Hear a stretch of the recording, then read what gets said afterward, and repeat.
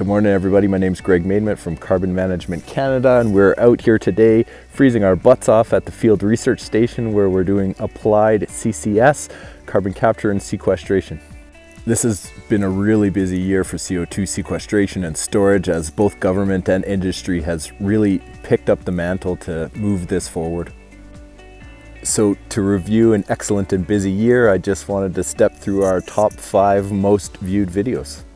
Our 5th most viewed video for 2021 was the science of imaging CO2 bubbles.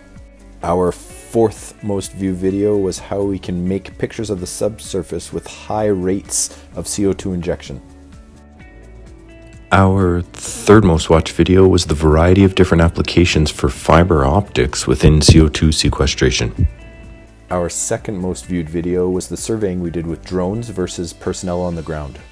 And finally, our most viewed video and arguably our most exciting project this year was our world record-breaking seismic shoot we did in partnership with Explore and Stride. Happy New Year, everybody, from Carbon Management Canada. I hope everybody stays warm.